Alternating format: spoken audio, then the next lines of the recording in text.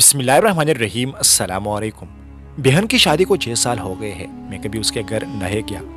ईद शब रात कभी अम्मी या कभी अबू उनके पास जाते हैं। मेरी बीवी एक दिन मुझे कहने लगी, आपकी बहन जब भी आती है उसके बच्चे घर का हाल बेकार कर रख देते हैं, खर्च डबल हो जाता है और तुम्हारी माँ हमसे चुप चुपा कर कभी उसको साबुन की पट्टी देती है, कभी कपड़े, कभी सर्फ के डब्बे और कभी कभी तो चावल का थैला भर देती है। अपनी माँ को बोलो ये हमारा घर है, कोई खिरात सेंटर नहीं है। मुझे बहुत गुस्सा आया। मैं मुश्किल से खर्च पूरा कर रहा हूँ और माँ सब कुछ बहन को दे देती है। बहन एक दिन घर आई हुई थी और उसके बेटे ने टीवी का रिमोट तोड़ दिया।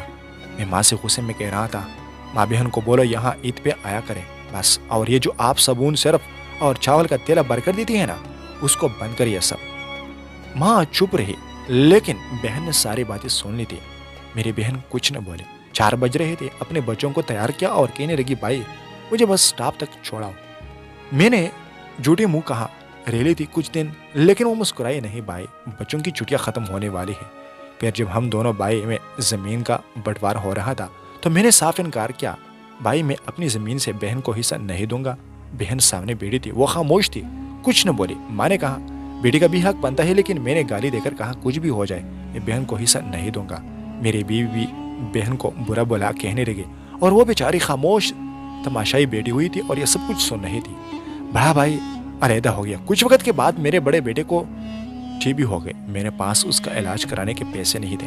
बहुत परेशान था। मैं कर्ज भी ले लिया था, 1 लाख रुपया। बुक सर पर थी। मैं बहुत परेशान था। कमरे में अकेला बैठा था, शायद रो रहा था। मैंने बीवी को कहा, कुछ तैयार करो बहन के लिए। बीवी मेरे पास आई, कोई जरूरत नहीं गोश्त से बिरयानी पकाने की, इसके लिए। फिर 1 घंटा बाद वो मेरे पास आए, भाई परेशान हो। बहन ने मेरे सर पर हाथ फेरा, बड़ी बहन हो तुम्हारी, गोद में खेलते रहो, आप देखो मुझसे भी बड़े लगते हो। फिर मेरे करीब हुए, अपने पर्स से सोने की कंगन निकाले, मेरे हाथ में रखे, ऐसे से बोली, पागल तू है, परेशान होता है, बच्चे स्कूल गए थे। मैं सोचा दौड़ते दौड़ते भाई से मिला हूँ, ये कंगन बेचकर अपना खर्च कर, बेटे का इलाज करा कर, शक्ल तो देख जरा, क्या हालत बना रखी तुमने। मैं खामोश था, बहन की तरफ देखते जा रहा था। वो ऐसे से बोले, किसी को न बताना कंगन के बारे में, तुमको मेरी कसम है। मेरे माथे पे पोसा किया और 1000 रुपया मुझे दिया, जो 150 के नोट थे। शायद उसकी जमा पूंजी थी। मेरी जेब में डालकर बोली, बच्चों को गोश्त ला देना, परेशान न हुआ कर। जल्दी से अपना हाथ मेरे सर पर रखा और उसने मेरे बाल भी चूम लिए। उसके बाल सफेद हो गए थे। वो जल्दी से जाने लगे। उसके पैरों की तरफ मैं देखा, टूटी हुई जूती पहनी थी उन्हें, पुराना सा दुपट्टा उड़ा हुआ था।